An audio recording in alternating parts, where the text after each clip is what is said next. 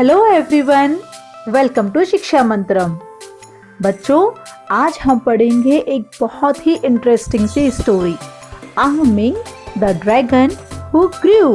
So here we go. Have you seen the pictures of or read about dragons?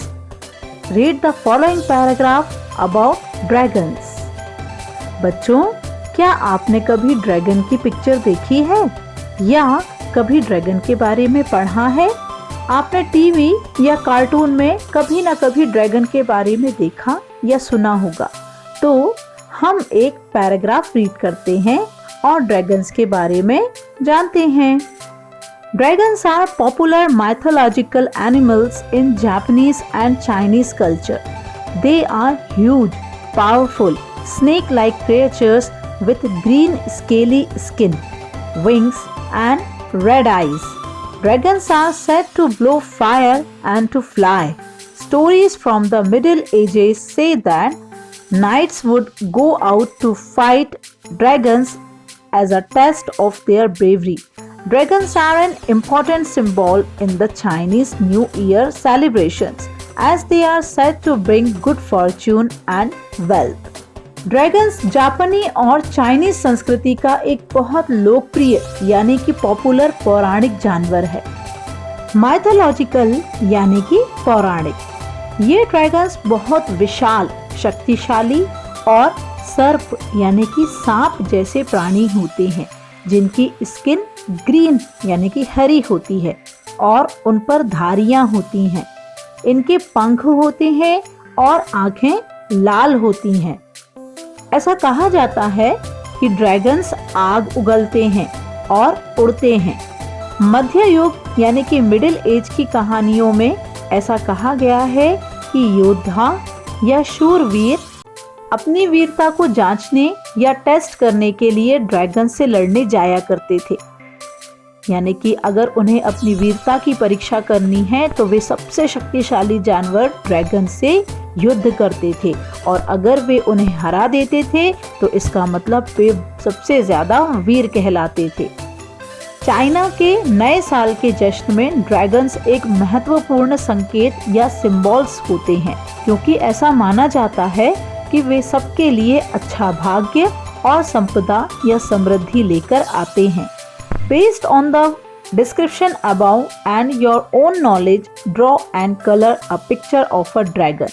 तो यहाँ पर एक box दिया गया है और जैसा डिस्क्रिप्शन में अभी बताया गया है या आप अपने ज्ञान के अनुसार एक ड्रैगन का पिक्चर यहाँ पर बनाइए। यहाँ पर हमने एक ड्रैगन का पिक्चर बनाया हुआ है।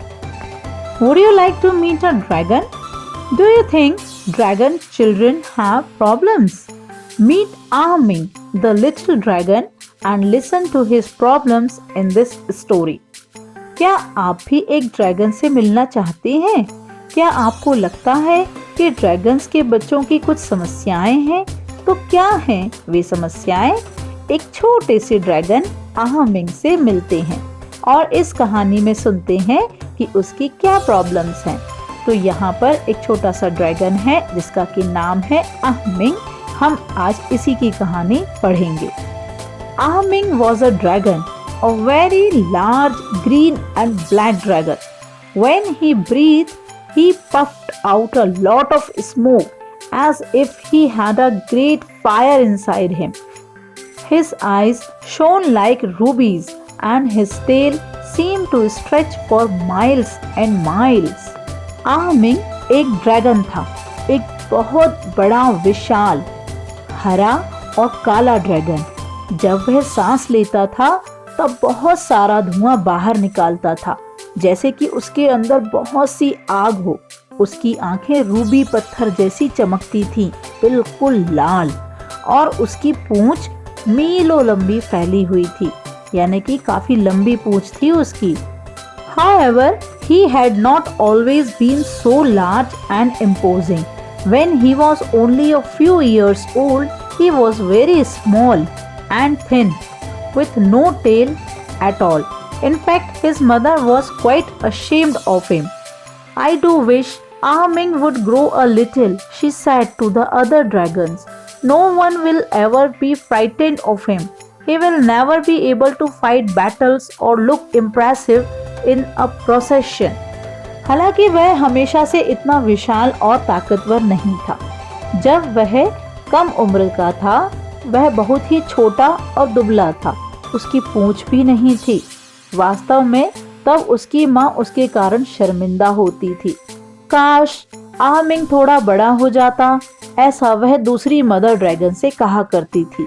कोई भी उससे डरेगा नहीं, वह कभी भी युद्ध नहीं लड़ पाएगा और न ही जुलूस या समारोह आदि में आकर्षक लगेगा।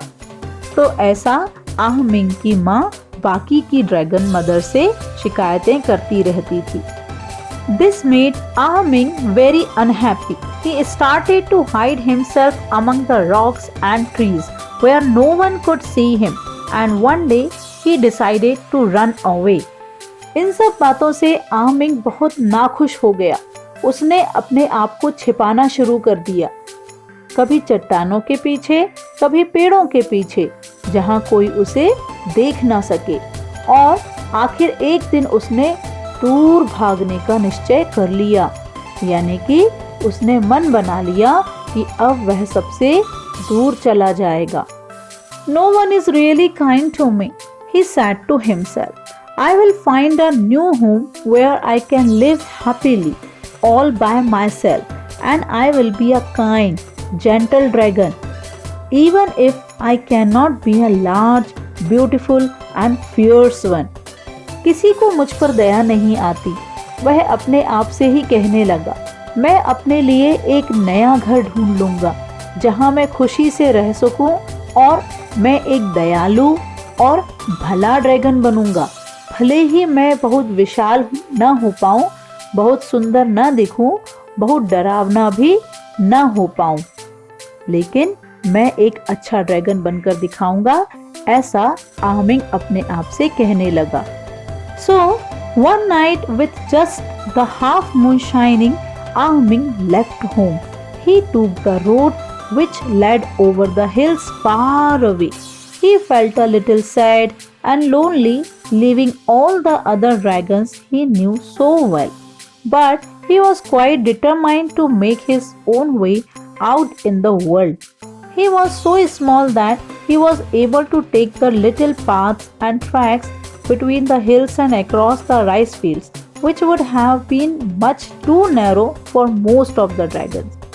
By morning, he had gone a long way.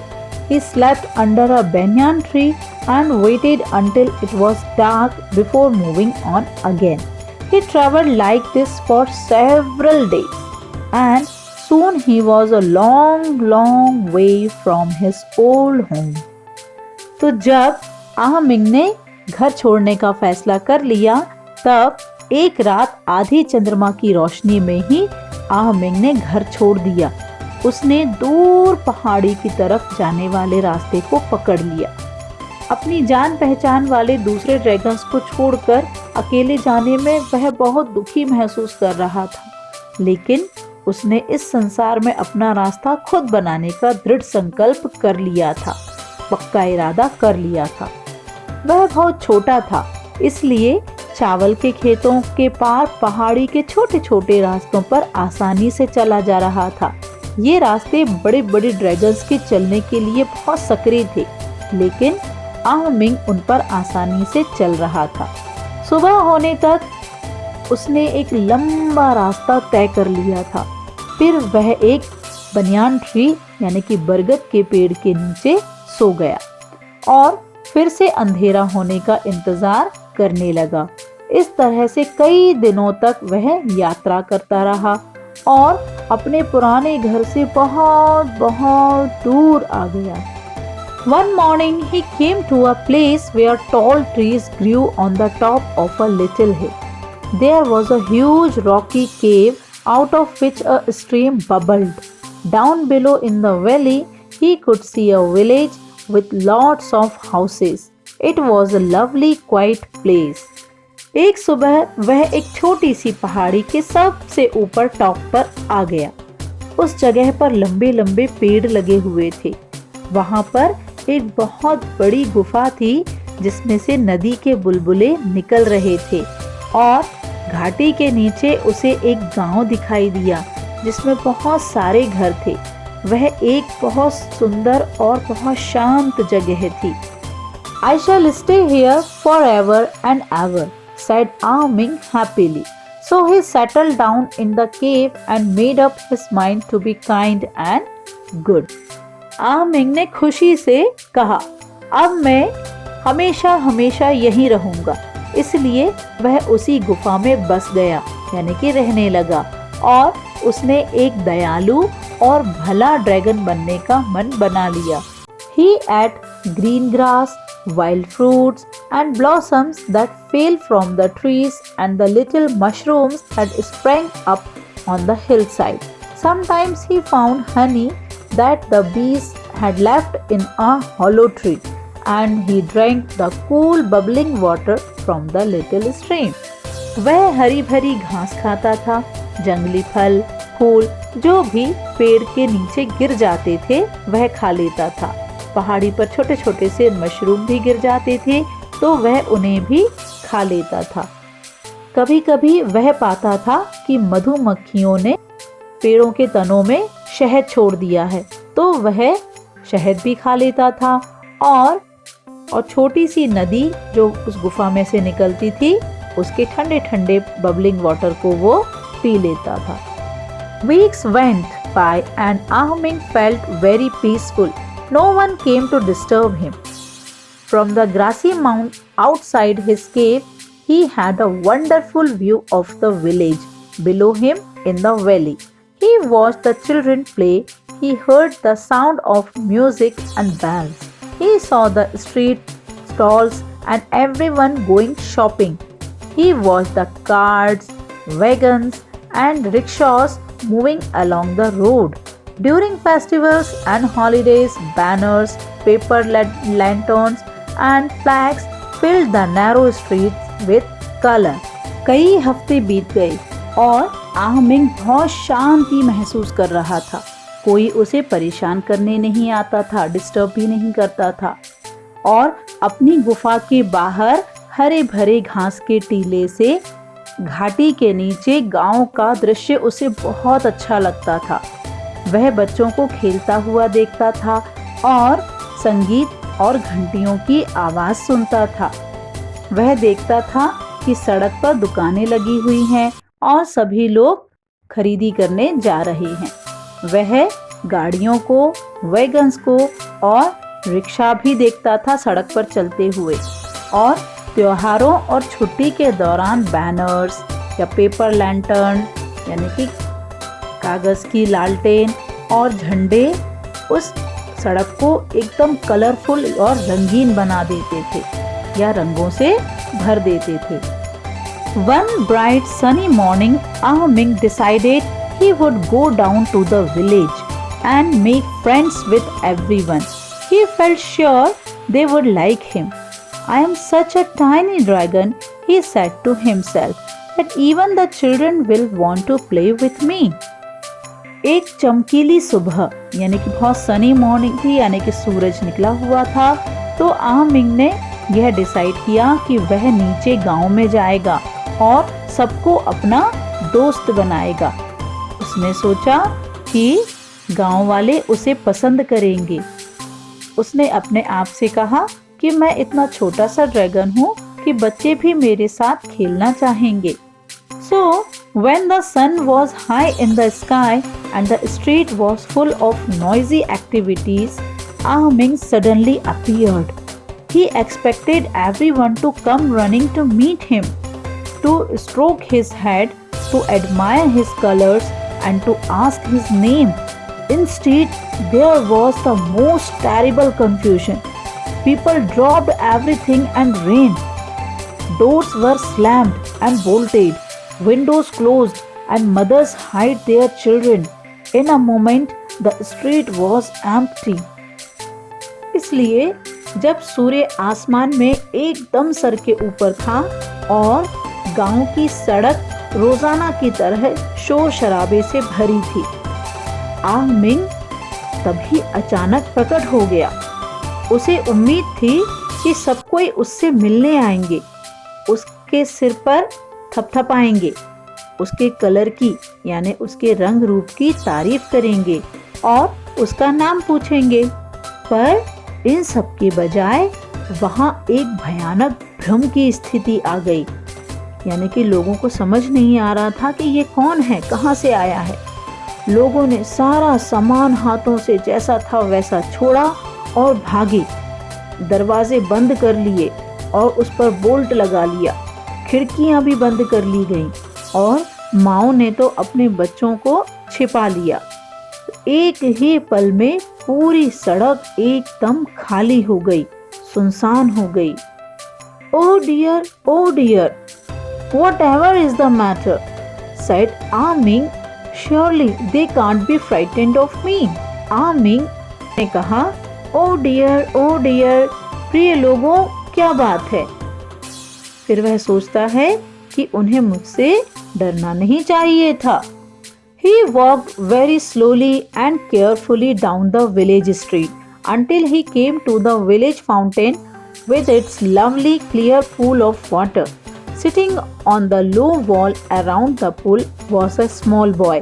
Ah-Ming stopped at once and he and the boy looked at each other. तो फिर Ah-Ming बहुत धीरे धीरे और सावधानी से गांव की गली से नीचे चला गया और जब तक कि वह पानी के प्यारे प्यारे झरने के पुल तक नहीं आ गया तब तक वह चलता चला गया। पूल के चारों तरफ की निचली दीवार यानी कि पूल की जो बाउंड्री वॉल थी उस पर एक छोटा बच्चा बैठा था।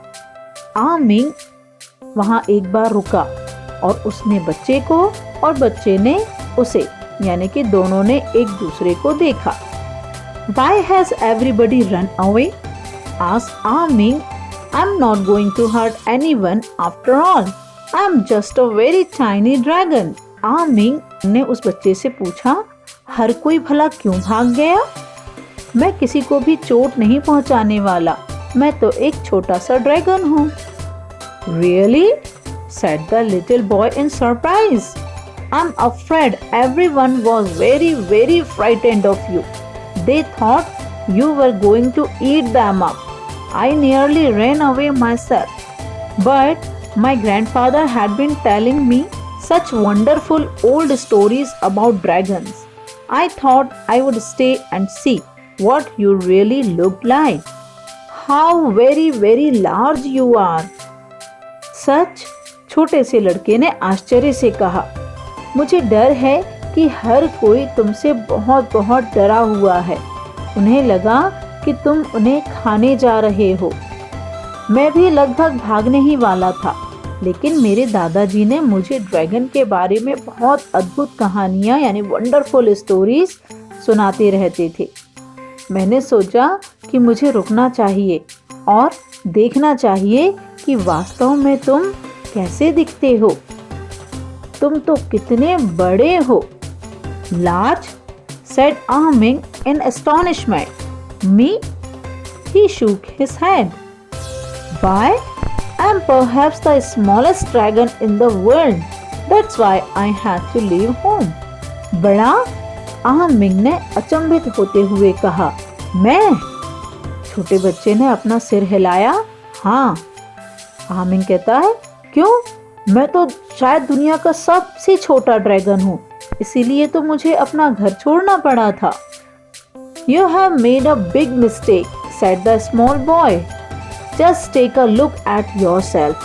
Ah-Ming turned and looked down into the bright, clear water of the pool and suddenly saw that he was simply enormous. He was puffing out clouds of smoke into the still air. His tail stretched out behind him. His neck curved high. His eyes glittered like jewels. Oh dear, said Ah-Ming.